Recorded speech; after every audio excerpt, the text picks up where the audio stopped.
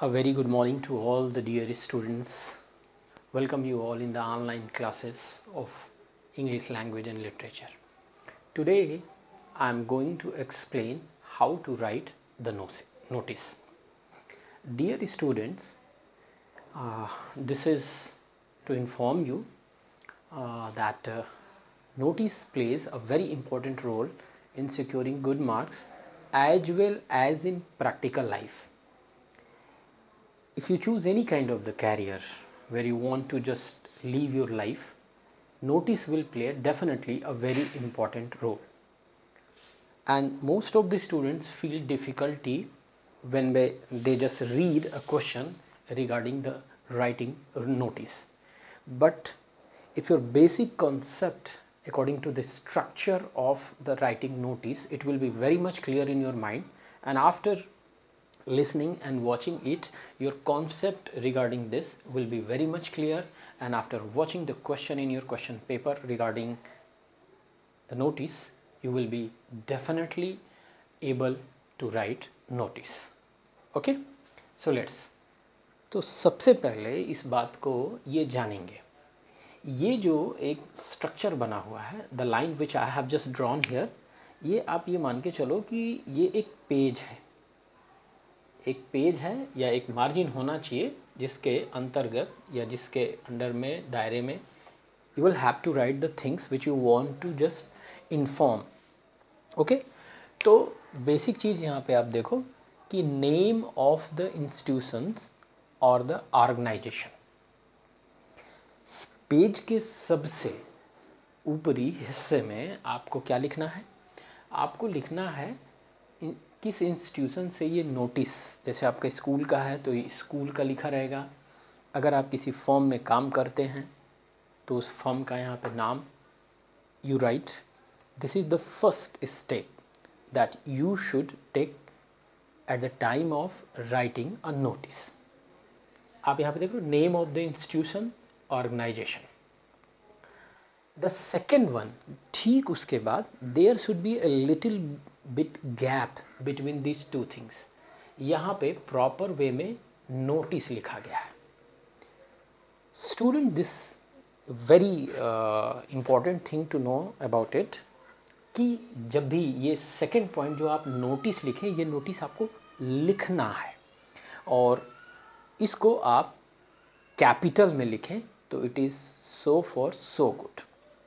तो यहाँ पे आप अपने इंस्टीट्यूशन का नाम लिखने के बाद there should be a gap and then write down in capital letter notice. उसके बाद जो थर्ड आपका जो आता है दैट इज़ द हेडिंग. अब ये हेडिंग क्या है? हेडिंग ये है कि what is notice about. Heading क्या रहेगा? ये नोटिस किस संदर्भ में लिखी जा रही है, क्या सूचना देनी है, उसको बहुत सोच समझ करके एक heading, short, smart you can say and message giving, ताकि उसी से सब कुछ क्लियर हो जाए, यहाँ पे लिखना होता है. तो हेडिंग क्या होता है? What is notice about. Notice किस चीज़ के बारे में है. और ठीक उसके लेफ्ट में, एकदम लेफ्ट मार्जिन में आप आएंगे तो यू शुड राइट डेट. आप जैसे आप समझ जाओ यहाँ पे कि नेम ऑफ द इंस्टीट्यूशंस और the organization. Okay, then in the capital letter notice and the third thing is the heading जिसके बारे में आपको नोटिस लिखना है. और फिर उसके ठीक लेफ्ट में ये जो लेफ्ट अलाइनमेंट होता है वहाँ पे आप डेट लिखेंगे. और डेट में क्या कर रहेगा ये देखिए, ऑन विच डेट इश्यूड, किस तारीख को ये नोटिस जारी की जानी है, same date you should write. ठीक है, जैसे मान लीजिए कि आप नोटिस कल देना है तो आज की डेट मत डालिए, जब ये सर्कुलेट होगा तभी की डेट डालिए. जैसे कल आप ये नोटिस चारों तरफ घुमाएंगे, बताएंगे, भेजेंगे, तो कल ही की डेट डालिए, आज की नहीं. तो जिस दिन ये नोटिस जानी है, बताना है, उसी दिन की डेट. तो ऑन विच डेट इश्यूड, ये नोटिस किस डेट को इश्यूड हुई. ओके, हेडिंग के बाद जो आता है one of the most important part, वो होता है body. Body, it means that the matter which is in your mind you will have to write in somewhere elaborative way. ये क्या कहता है, जैसे एक कॉमन में आपको नोटिस आती होगी स्कूल में कि this is to inform you that there will be holiday tomorrow, ऐसा है वैसा है, जो भी चीज़ें हैं, तो यहाँ से शुरू करेंगे। This is to inform you all, जो भी चीज़ें हैं आपको नोटिस में जो भी चीज़ें लिखनी है, ठीक है, किसी एग्ज़ामिनेशन से रिलेटेड है, हॉलीडेज से रिलेटेड है, जो भी चीज़ें हैं आपको इन्फॉर्म करनी है, कोई पार्टिसिपेशंस के लिए बच्चों को इन्फॉर्म करना है, तो these all the things must be mentioned here. और आप लोगों ने, मुझे लगता है कि in CBSE board most of the students are quite familiar with such kind of the structure right now from the class I think 6, 7, 8 up to 12th. Okay, अब ये जो होता है वो बॉडी होता है जिसमें हम लेटर वो अपनी जो चीज़ों को है वो, और students this is also notable that इसकी जो शुरुआत है इट डज़ नॉट कंपल्सरी कि यही सेंटेंस आप शुरू करेंगे। आप कुछ भी सेंटेंस कर सकते हैं। जैसे एक जनरल वे होता है to write the notice, okay, कि this is to inform you, आपको सूचित करना है कि आपको सूचित किया जाता है कि ये सारी चीज़ें। अगर वो सूचना किसी फंक्शन की है, कोई चीज़ होने वाली है, उसका एक डेट फिक्स है, टाइम फिक्स है, वेन्यू फिक्स है, ठीक है। जैसे स्कूल के रिगार्डिंग अगर हम माने तो अगर कुछ आप स्पोर्ट्स एक्टिविटीज़ करा रहे हो, रिहर्सल करा रहे हो, सिंगिंग कंपटीशन करा रहे हो, ड्राइंग कंपटीशन करा रहे हो, what ever it may B, उसमें सिलेक्शन है, रिहर्सल है या फाइनल है, what ever it may B, तो अब ये बॉडी कंप्लीट करने के बाद, एक छोटा सा गैप लेते हैं, एटलीस्ट 2 लाइन्स। उसके बाद डेट देते हैं, on which date this is going to happen, what is the time to just do this, to be present there, okay, और वो प्लेस कौन सा है, that is called the venue कौन सा है, तो वेन्यू वो स्थान कहाँ है, तो डेट क्लियर करेंगे, टाइम क्लियर करेंगे और वेन्यू क्लियर करेंगे। ये सारी चीज़ें स्टेप बाय स्टेप आप मेंशन करने के बाद जो सबसे इम्पोर्टेंट चीज़ है, पेज के लेफ़्ट साइड में बिल्कुल नीचे आप साइन करेंगे। जो साइन किसका होगा, पर्सन राइटिंग द नोटिस, उस व्यक्ति का सिग्नेचर होगा, जो इस नोटिस को लिख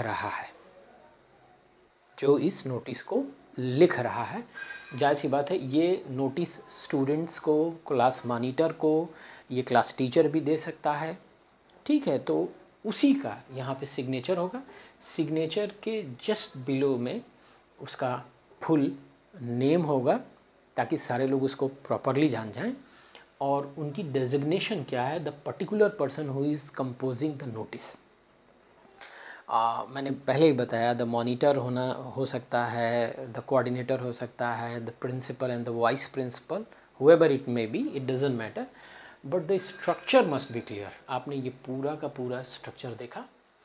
पहला, name of the institution, organization, मैंने आपको बता दिया है। ये देखिए, name of the institution organization from it is issued, किस संस्था से ये नोटिस इश्यू हो रही है उसका नाम यहाँ पे लिखेंगे।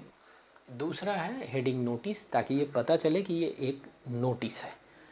थर्ड में आते हैं तो हेडिंग, किस बारे में ये नोटिस लिखी जा रही है, आपको पहुंचाई जा रही है, उसका पूरा एक शॉर्ट हेडिंग लिखेंगे। हेडिंग के ठीक लेफ़्ट साइड में आपको डेट लिखनी है, ठीक है, और उसके बाद बॉडी ऐसे शुरू करेंगे, this is to inform you, और जो भी इन्फॉर्म करना है आपको मैंने पहले भी बताया कि किस तरीके की चीज़ें होंगी, this is very important regarding that. And whatever the program has been mentioned in the body of the notice, if there is a requirement of mentioning the date, time and venue, you should just write just below the body of the notice, that is date, again I want to revise, when it is going to happen, ठीक है, what will be the time of that occasion and the place where it is going to happen. So this is very important, students. And after just mentioning these 3 points, the last thing, that is the sign of that person who has composed the notice. What is? Who has composed the notice, and just below the name of that particular person who has composed the notice, full name, and the last one thing is what? The designation. वो किस पद पे हैं वो व्यक्ति, उनका यहाँ पे जो है principal, vice principal, coordinator, class teacher, of which this must be mentioned, otherwise the notice will be understood as incomplete notice. So after explaining the structure of the notice, I hope further very sure that the concept of the notice writing must be clear in your mind. If you have any kind of the difficulty regarding these all kinds of the chapters and the explanation of the topics, you can drop your queries in the comment box. Thank you very much.